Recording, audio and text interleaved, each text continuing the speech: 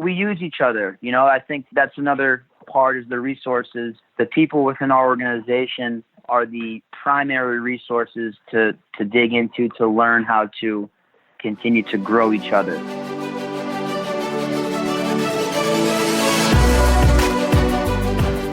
Hello and welcome to Ahead of the Curve. I am Jonathan Gellner, and thank you so much for being here. This episode is brought to you by Baseball Cloud. Baseball Cloud's revolutionary software platform brings to life the numbers captured by TrackMan and FlightScope. This provides colleges, players, and facility owners around the world a turnkey product, allowing them to analyze their data using key metrics and custom visualizations on one intuitive user interface. Go to baseballcloud.com to find out how you can have your own data analytics department for your program. Data has a story to tell, and Baseball Cloud gives it a voice. During this episode, I get the pleasure of interviewing Larry Day, manager of the Arizona League Indians, Red for the Cleveland Indians. On the show, Larry shares a wealth of information regarding how he goes about balancing the development of players with winning. We also discuss how he establishes the team culture with players who are from all over the world, and Larry also provides us with some great advice that he has taken from some of his mentors, including Coach Tim Corbin from Vanderbilt University. You're going to love this episode, and here is Larry Day. Larry, welcome to the show. Good morning, John. Thanks for having me. Of course. We actually got the chance to meet whenever I was doing a tour of some of the AZL teams, and you were gracious enough to let me hang out and watch some of the different things that you guys are doing for player development. So I've got a really good question list because I got to do that, and I'm really excited about that. But for our listeners who don't know you as well as I do or haven't gotten to conversate about where you and how you got into coaching, could you give us a little bit of a background on why you decided to get into the game of baseball? Absolutely. I think when it comes to coaching, I think a lot of it is because I've been inspired by so many great coaches.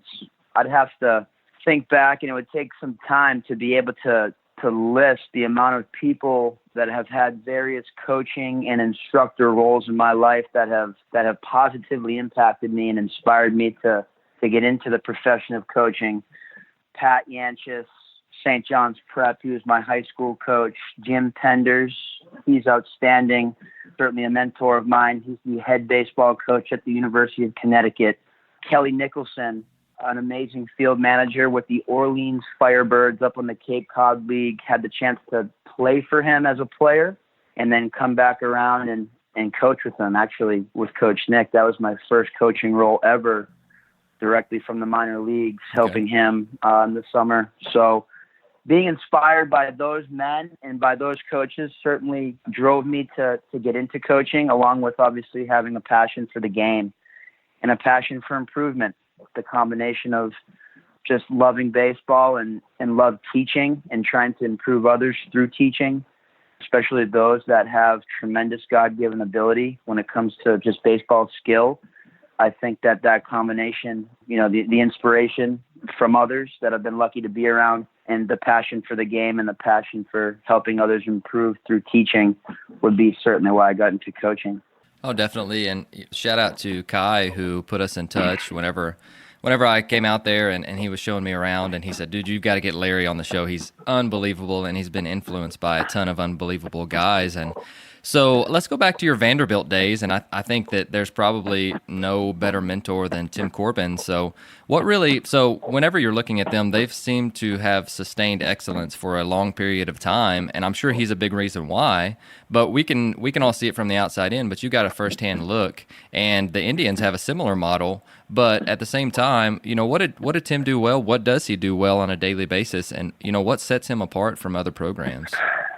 Sure. And that's what we're doing here is we're setting him apart. That's exactly why I didn't even list him in my previous list of coaches, because Coach Corbin has his own kind of place for me when it comes to mentorship. Mm-hmm. And I knew that we're going to have a chance to talk about him. To be able to limit talking about Coach Corbin and Vanderbilt baseball to just 5 or 10 minutes is nearly impossible, but I'm going to do my best. You're right when you say that Vanderbilt baseball and its model is something that can be paralleled with what we're trying to build and continuing to put forth our effort to build with the Indians. And there's several ties between Vanderbilt baseball and the Cleveland Indians organization without digging too deep into names, but Coach Corbin has been a part of all those connections. He certainly is elite when it comes to coaching and teaching, and that's what he truly is he's a teacher. And that's certainly where I was lucky enough to spend 5 years of my early coaching career. It was the very first college job that I had. I mentioned Kelly Nicholson on the Cape. Kelly introduced me to Coach Corbin that same summer.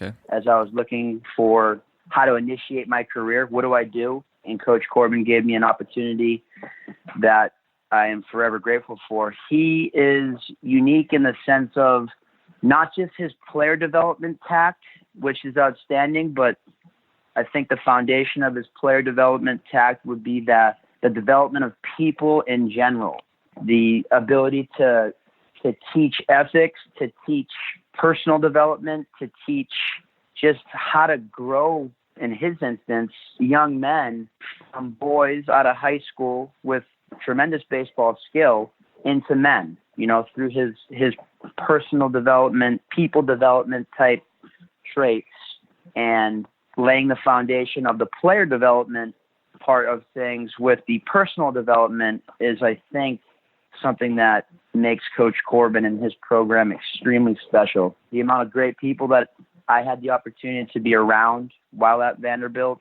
starting with Derek Johnson, now the pitching coach with the Reds, Eric Backage, head coach of Michigan, Josh Holliday, Oklahoma State, Travis Jewett, head coach at Tulane, and obviously the current staff there, which is awesome, and Scott Brown, Mike Baxter, and Dave Macias.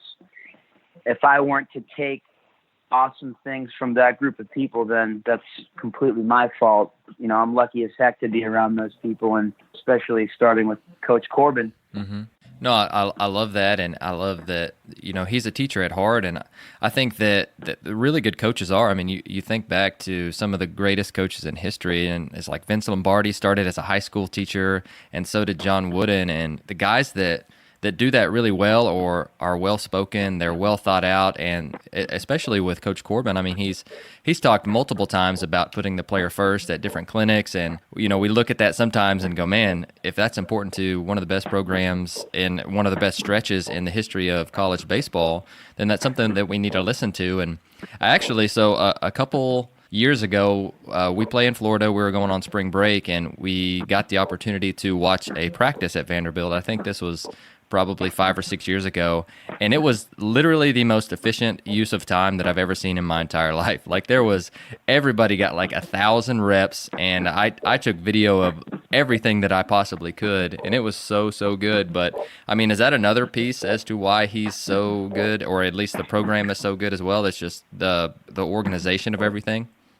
Absolutely, yeah. Everything that's executed within that program is 100% intentional. So planned, thought out, prepared, and like you said, that pre-planning shows itself during a practice. The organization, the efficiency, everything's intentional because of the time that goes into the planning of those workouts, the reasoning for the drills. And one thing that, along with the efficiency component of those workouts, would be the competitive notions that are within those workouts. So when you have skilled players getting after it efficiently, but they're also getting after it with a sense of competition, then you're going to have grounds to be able to run some pretty effective workouts that hopefully have quick transfer. I mean, that's obviously what we're all looking for. Mm-hmm. Oh, definitely. And whenever you've recruited so well like they have, and I'm sure there's a lot of internal competition within that. And there was two things that I really noticed before we get into some different stuff that you're doing. One was it started and ended in like on the dot for 2 hours. Like they were walking off the field on 2 hours. And I told my wife, I said, wow, that's we plan out things that last 2 hours and they end up lasting 2.5 or 2:15. And it was, I think, literally on the dot. And another thing that I noticed, and I don't know if this was during during your time too, but every round of BP, they would go and like knuck up the other guy or fist bump the other guy before they walked into the cage. And I'm sure that that's Yep. intentional because every one of them, but what's the reasoning behind that? I'd love to hear it. Yeah, I know exactly what you're talking about. That's connection. That is those guys within a practice. They are staying connected with each other physically, which is what the touch is. But more importantly, there's a sense of connection amongst that whole team, whether it's a practice, whether it's after a game at bat, during a game, pitchers, hitters, coaches, training staff. There is a sense of total connection amongst that team. And what you saw during that workout with the fist bump after each round of BP would be the outward physical sign of that connection. Oh, really, really cool. Well, let's go ahead and get into, what you're doing currently and where you're at and really what the vision is for you, especially whenever we're starting the year. And for you, that's, spring training. And so whenever you're looking at some of the different things that you guys are organizing together and you're looking at all of the things that you have to accomplish in spring training, what were some of the first steps that you took and what did that process look like for you? The process was awesome in the sense of the people that I have the opportunity to do it with, and that being the people within the Indians organization. When you work with people as high quality and so many different characteristics, it makes things easy because as far as the literal preparation of any program, whether it be spring training or a January off-season program or a November off-season program, it comes down to having the ability to pre-plan and pre-communicate, having proper communication, ample communication, detailed communication with everyone within the organization and the domain leaders, pitching, hitting, fielding, mental performance, strength and conditioning, medical, and being able to have conversations with the different plans for curriculums and that type of thing. That's where the planning process starts with any type of program, in my opinion, having the ability to communicate with everyone, Sure, to see where everyone's at and what is everyone trying to get accomplished during this program. In this instance, we're talking about spring training.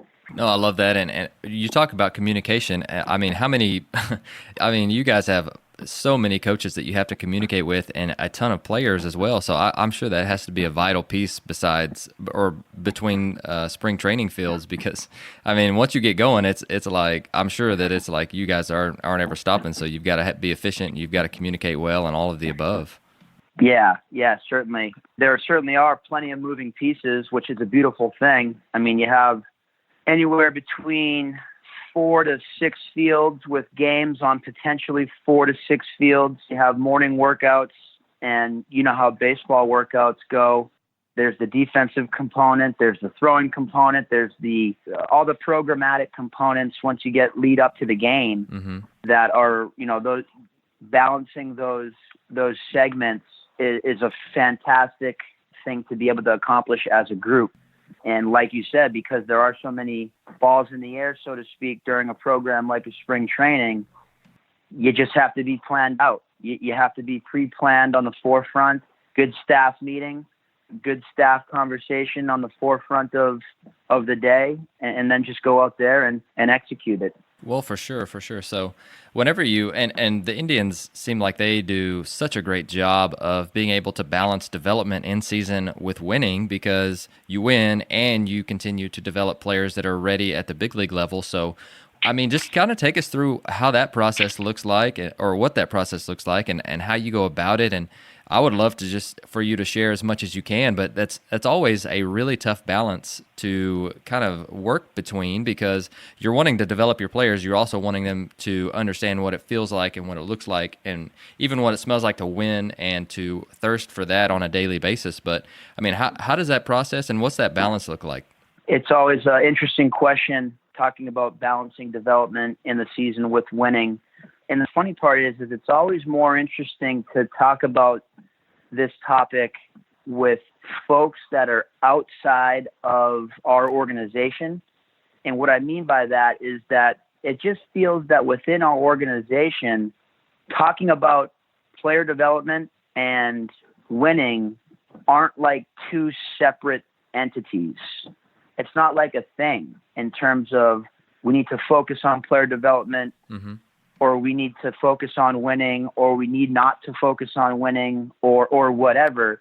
It just kind of organically blends together, I think. It just, if the betterment of the player is at the forefront of everyone's agendas, in all areas for that player. Obviously the baseball skill, the physical development, the mental development, the emotional development, the life skills development. If the improvement of that player, and everyone's pouring all resources and energies into improving each player and winning, which is a part of success, it's just going to be a byproduct, I think. I think that when you're scouting and drafting quality people, and your international scouting departments are signing quality people, and your international scouts and your amateur scouts in the States are quality people, and then they get into the development system, and, we kind of cross integrate between scouting into player development. There's really no lanes there, whatever it takes to be able to set the best foundation for the player. And then your player development people have such quality people. Your baseball ops people have such quality people. Now it's just trying to develop as a unit. So the whole player development system there, with players in mind, staff in mind, everyone's trying to get better. When that type of culture is set, then I think that success and then, winning within that success would just be a byproduct. Love it. As you develop. Oh, that's wonderful. And, I want to get into some different nuts and bolts of how that looks like, or what that looks like on a daily basis. And I love that you're taking the time to share that with us. And I love that you are able to merge both of those things because they are extremely important. But when we get into the season, what does a typical day look like for you guys? And how much time do you spend on what? And just kind of take us through what a typical training session would look like. Sure. And I'll take you through the whole thing. I think that we as coaches, the training session is one thing to execute. How we get there is another thing. Awesome. And I think it's interesting to learn different processes from coaches of all sports to see how workouts are created and then executed. So just literally, I'll just take you through a day, I guess. Awesome. Yeah, please do. So the day starts with just kind of an overview of that day's workout. So that day's workout was probably created the day before, definitely created the night before at least. So you just kind of check anything that there is, equipment needs, field needs, is there weather, are we good? What that looks like is just the staff meeting, and every day within that staff meeting, you talk about players, you talk about thoughts for tomorrow. What do we want tomorrow to look like from a practice standpoint? And you talk about any type of touch-ups that need to be talked about for that day's workout. So at that point in the morning, you're set for that day's workout, and then you're already getting the gears going amongst your staff and yourself for the next day's workout. So leading up to the workout, you essentially, you prime a couple of different players, whether it be yourself as a manager, yourself as a hitting coach, yourself as a pitching coach. You'll have particular goals that you want to accomplish with one or two players per workout. And prior to the workout, I've found it to be effective to prime those players, have a conversation with the players, whether it be in passing or whether it be in the office a little bit more formally. Okay. To be able to kind of set the stage for particular things that you're trying to accomplish within that day's workout. So then you actually get to the workout and it takes place. And the hopefully it's intentional because of the conversations and preparation and planning that went into it, and efficient. And once the guys get out there, they're moving. There's not a whole lot of dead time within the workout other than a couple different spots to hydrate, especially in Arizona. You were out here. You saw how hot it can get. Oh, my gosh, yes. And then you execute the practice. So now right here, do you want me to get into the actual practice? Of course. I'd love it. So there's a couple of things I think that, to draw back to Coach Corbin and everything I learned from him, the efficiency of it matters.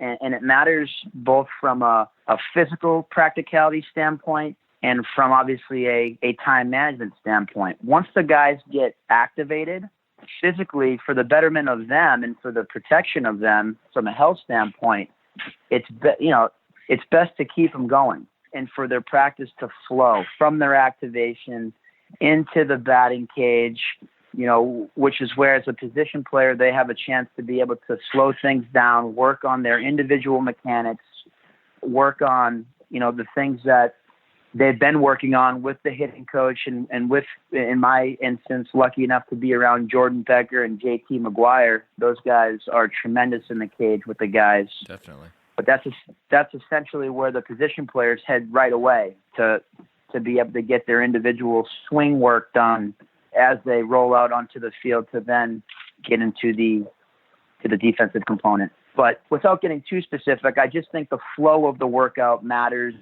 terms of physical health, like I talked about, and time efficiency. No, definitely. And I hope that you're okay that I'm sharing this part, but when walking through the facility, you've got this huge TV screen and you've got two different teams with two different practice plans. And it was like 4 hours worth of stuff and just completely curtailed to what each team's doing, what field that they're on. And for me, being a guy that loves efficiency and loves to make practice plans, I was looking at that and I went, wow, that's unbelievable. But I'm sure that takes just a ton of time on the front end to be able to make it that efficient. Yeah, I mean, like with anyone, I mean, everyone's spending time on what they're doing to try and make it as good as possible. Strength and conditioning coaches, hitting coaches, diving in on video to make sure that they're, that the hitters that they're working with are getting everything that they need. Pitching coaches, Joel Mangrum was my pitching coach this past season. The amount of time that everyone puts into their role is obvious, and I'm sure that's something that you saw from the coaches too. But yeah, when it comes to the construction of the team workout and the oversight of both teams' workout, it certainly does take some time. But you'd put that time in 8 days out of a 7-day week to be able to run a clean, productive workout. Right. As you know. Right, 100%. And the last thing that we want our players to do is to be confused, or our coaches confused, on what the objective is, what we're trying to accomplish, what the objective is for the day or the drill or the set that we're doing. And I think that's extremely important. And I mean, I love that. And, I also want to get into some stuff where you're talking about culture building, and you've got guys from all across the world that are young, speaking all kinds of different languages from different colleges to different countries. And so how do you go about transitioning them into, one, being young men, but two, being major league ready or on the path to be able to do that? So as far as culture building goes, I mean, what are some different just things that you do for that? What are some tips that you have for people wanting to do something similar? Yeah, from a culture building standpoint, it's funny, again, alluding to my experience at Vanderbilt with Coach Corbin, in terms of bringing in players of all ethnicities, speaking multiple languages from all parts of the country. That's what that was at Vanderbilt, and that's a part of what's prepared me to take on this opportunity with the Indians right now, is embracing the diversity, embracing the age group that you saw when you came to Arizona, the entry-level player, the first or second year Latin player. So just as a staff member, embracing what an awesome opportunity it is to be a small piece of the puzzle, but the initial piece of the puzzle, one of the first touches of some of these entry level players. It's an opportunity that is cherishable, just on the staff side of things. Definitely. It's huge. And I think that just that overall notion, if you can spread that notion amongst your staff, that starts some culture building things in itself.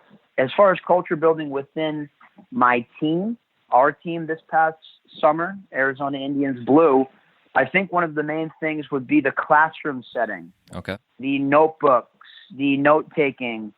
We have been blessed with an awesome facility in Goodyear that we train out of as the Indians.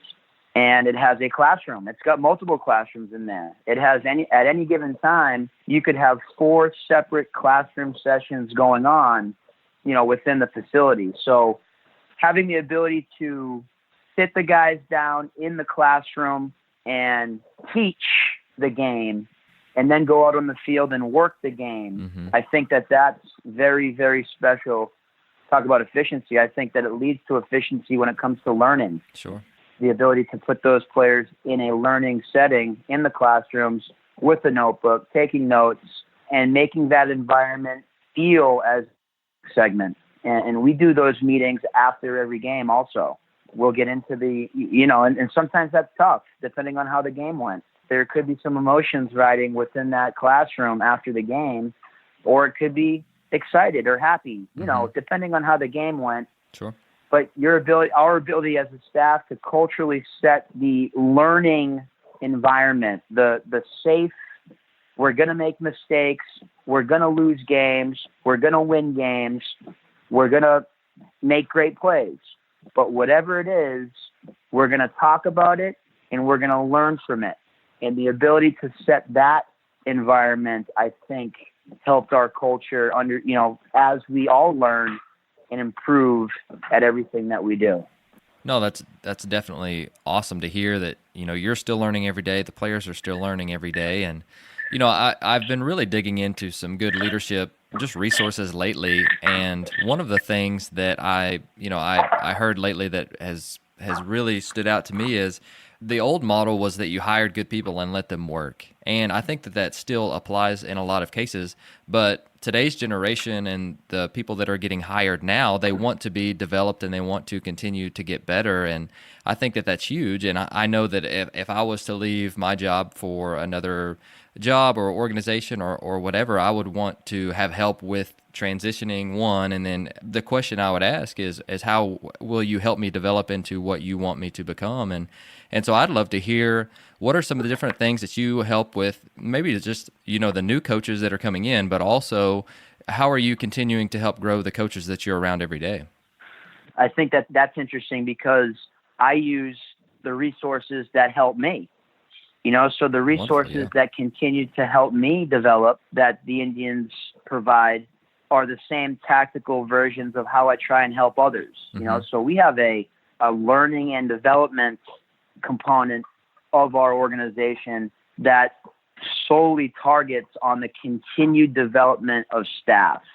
So to be able to tap into the resources that within our organization, Jay Hennessy and Josh Gibson lead, helps all of us coaches and staff members help each other.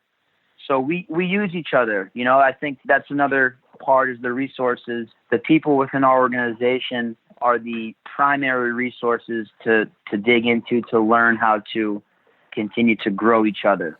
And I think that it's important, the development of players and coaches and kids and girlfriends and wives and everyone. That's awesome. It starts with relationships, to be able to formulate relationships, personal relationships with your players, personal relationships with the people around you, the staff members around you.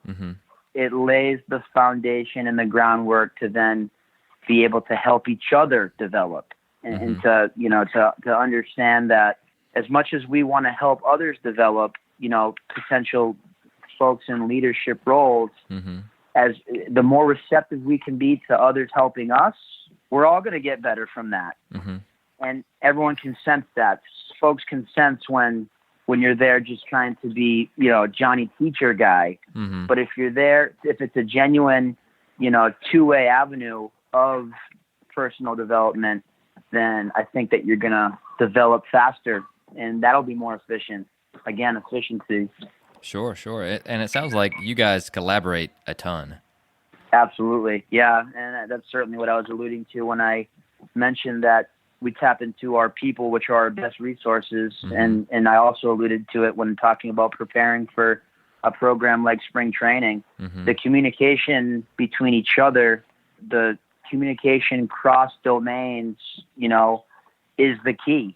The ability to bounce ideas and mold ideas or change ideas, throw away ideas, implement ideas by running them by your partners, which is essentially what we are. We're coworkers, but we're partners in terms of planning things out to be able to get these kids as good, as fast as we can.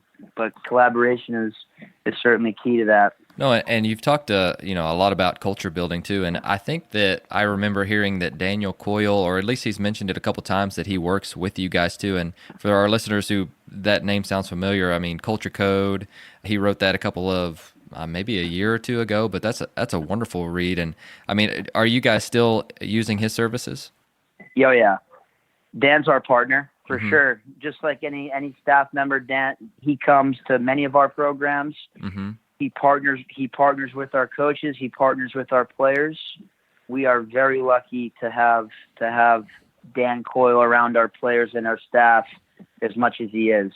No, he's wonderful, and I definitely recommend for our listeners who haven't read the Culture Code yet to make sure they go pick that up because it's really, really good. And so you talked about relationships. That is, especially when players are coming from different parts of the country, that's something that is not easily navigated, and it's not easily, they're in a different country or they're from different parts of our country. And so what are some different things that you do just to make sure that they know you're there for them, that they trust you and you trust them, and just how do you build that relationship with so many kids essentially from so many different backgrounds? Yeah, again, we are totally blessed to be around that diversity within our organization and within all of professional baseball. Baseball in general, it's a very diverse sport. Right. I've said this, my dad's asked me that before too. And, and he always encourages me to take more formal Spanish classes to be able to learn the language, which I do. And that does help. The ability to connect through the language certainly helps. But the thing that, like I answered my father the other night, is that the smile is international. The ability to non-verbally connect and to have a sense of where your players are at from an emotional, mental standpoint. You can see the physical. Sure. You can see the physical, but to try and to tap into them, like I said, to build relationships so they know that you care. Because we all know that in coaching, we all know that slogan that goes, they don't care what you know until they know that you care. So establishing relationships, again, we're talking about players, but it's with anyone. Right. That's the initial step to trying to be able to develop these guys. If they don't know that you're in with them and that you care about them as people, it's going to be tough to get them to think that you care about them as players. So I've got a couple questions for you that are really about, you've taken us through, man, you've given us so much content today that's unbelievable that you're sharing so much. You can definitely tell that the relationship piece is a huge deal for you, but you've also hit on the culture of development and developing yourself first. So I want to know, what are some of the latest things that you've learned that you're really excited about? Yeah. And the things that I've learned, they have been through people. The people that I get to work with, which I consider my primary and best resources. But specifically, I've been kind of turned on to learning about some of the underlying metrics in the pitching department. Okay. Yeah. Traditionally, as a more of an offensive-minded coach, I've really learned a lot from Joel Mangrum, who is our pitching coach, in terms of some of the underlying metrics and measurements and things like that. Ask a couple of different questions during our staff meetings about, what's that measurement? What's the vertical movement versus the horizontal movement? What creates vertical movement or ride, or what creates a different pitch profile between a slider and a curveball? We have the ability to measure what the ball's doing, once it releases from the pitcher's hand. And Joel's taught me a lot about some of, what the ball is doing, how it's measured, Rapsodo, TrackMan, the differences. So I think that because it's different, like I said, traditionally I'm more of an offensive coach, but because it's different and because it was explained well to me, that's been exciting to kind of dig into during our staff meetings this season. Sure. And we talked about building relationships with players, and especially it's hard when they speak a little bit of English, but something that's a little off script, but I think that it could be helpful for those listening. How do we relay some of those intricate details, especially with data, to players who may not have a complete understanding of, one, what it is, but two, may not speak English as their first language and may struggle with that a little bit? What's your thought process behind that? Yes. So my thought process would be is if there's a data point or a topic that has data to it that relates to, that player, if we as a staff, if we just can't get him to understand what that data represents, I don't think we should go there. Now, I do think we should strive to try and teach the players and continue to try and get the players there to where they can understand different data points or different metrics that, end up helping them. But if they don't get it, I don't think we should go there yet until the player does understand what he's looking at from a data standpoint. I think it's important for us as coaches to keep in mind that the data is, it's a measurement.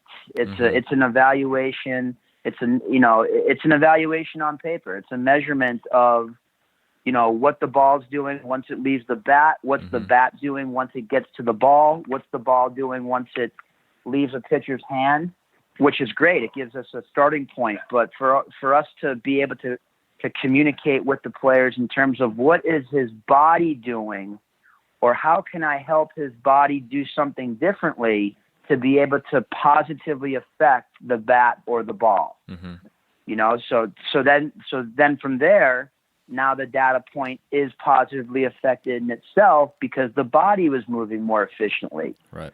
So to just be able to show the evaluation or data points to players, if they understand it, great. It's the primary, it's the starting point for either A, encouragement, or B, making a change.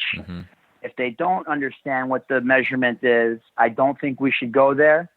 And as we use the data with players, I think it's important to always relate the data, the evaluation, the statistic back to the player in terms of what is his body doing or not doing that creates that metric. Sure, and I mean, regardless of what language the player speaks, I think that's a ton of great information for coaches as well. It's not necessary. I thought you hit on several good points on that as far as interpreting what the data means, not just telling them to get a certain number, and I think that's where your money's made. But let's go ahead and talk about something that you guys do either in training or practice that your players love. And this is something that is hopefully practical for our listeners, and this is something that we can steal from you. But what's something that you guys do in training that your players absolutely love, whether that be a competition or a certain drill set, or just kind of roll with it from there? I think that one thing that the players love is having an advance notice on what the next day's workout is. So when me and the coaches create the next day's workout the night before, we actually email it off to the players the night before so that they're totally prepared for what the next day is going to look like. I also think that players enjoy, and I have to confide in Jordan Becker, actually. He's the hitting coach on our team, because I think this is an interesting one in terms of understanding what the players love. His perspective, which was much more powerful than me just trying to guess what they love. They enjoy the daily meetings. So our kids hit the classroom at least twice a day. If you're a pitcher or a position player, you'll be in the classroom for 5 to 15 minutes looking at the opposing pitcher. And obviously, like I talked about, we're going to hit the classroom on the back end of the game, talk about the game.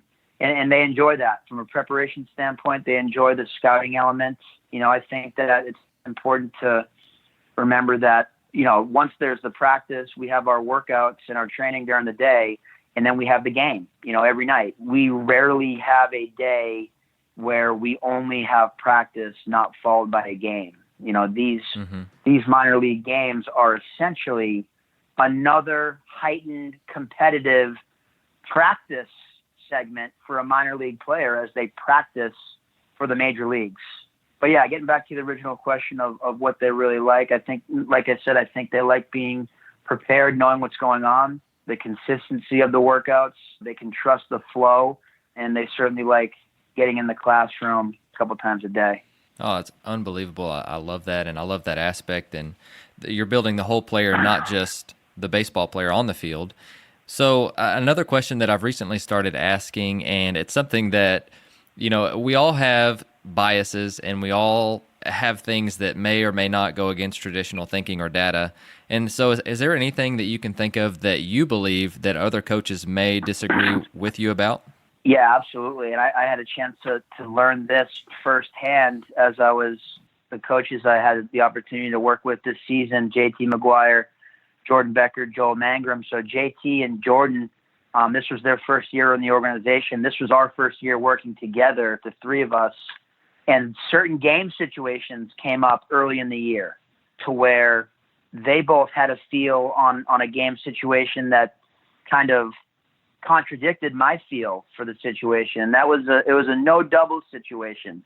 So I typically won't just book the no double situation. I take into the account of the pitcher, the hitter, sometimes maybe the speed of the outfielder, not really, but more than anything, once we get past the score, because obviously if we're even talking about it, the score is telling me to throw the outfielders in no doubles depth, or put the infielders on the line for no doubles.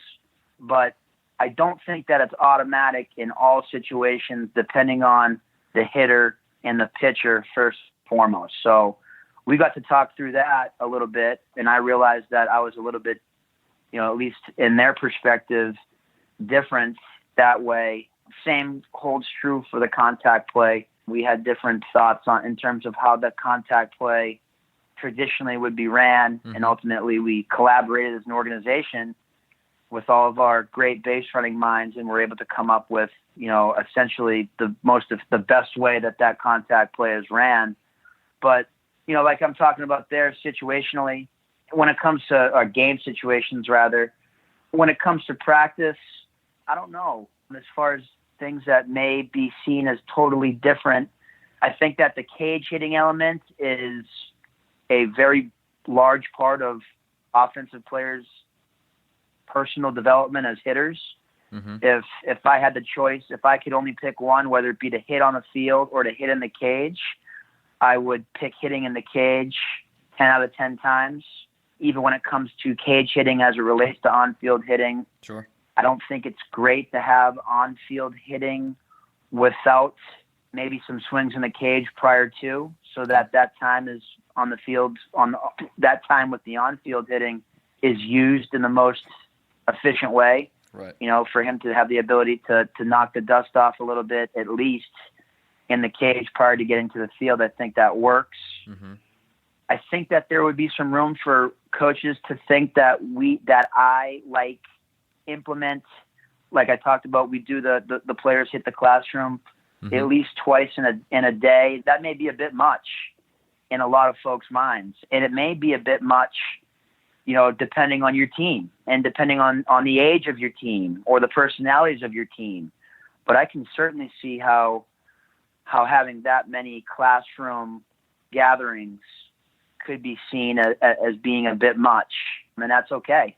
But as far as anything else, I think that maybe the other thing about practice, I guess, is I don't think that pitchers should have to shag every single day when it comes to batting practice. I think that to come up with some type of groupings or rotations to where those guys aren't out there every single day, I think that works well.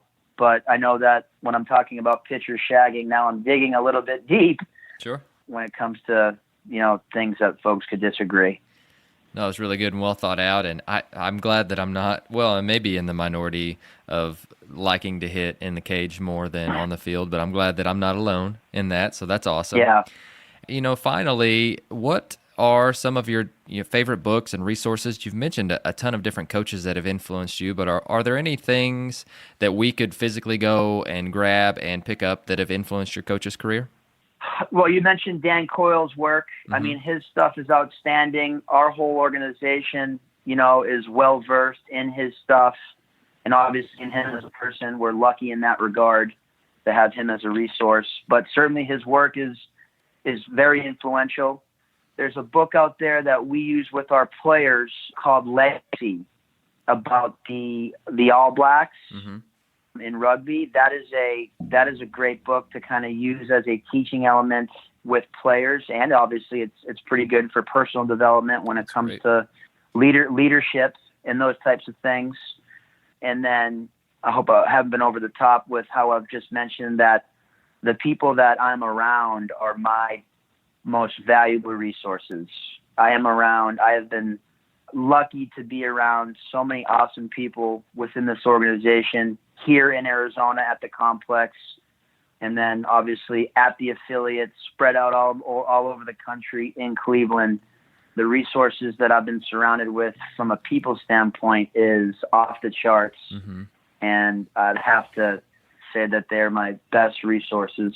Oh, definitely. They were some of my best resources until they stopped posting on Twitter and all of the cool things that they were doing. So I could definitely relate to that a little bit. But Larry, I just want to thank you so much for coming on the show today and sharing so much of what you guys are doing, because it truly was a pleasure of mine to get to come see it in person. And you've shared so much of what you guys are doing on a daily basis today. But if there's anybody who'd like to get in touch with you and ask you any questions, is there a good place online to be able to do so?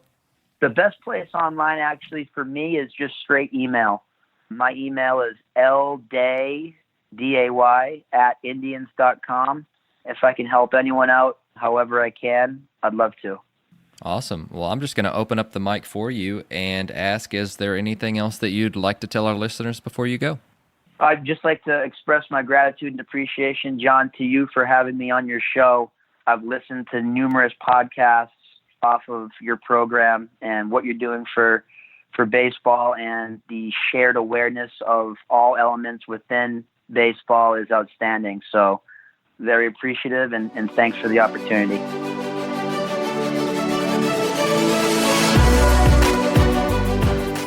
Thank you for listening to Ahead of the Curve. You can subscribe on your favorite podcast platform, which could include Apple Podcasts, Google, Spotify, Stitcher, or YouTube. And if you're enjoying the podcast, please share it on social media to help get the word out. Once again, thank you for joining us.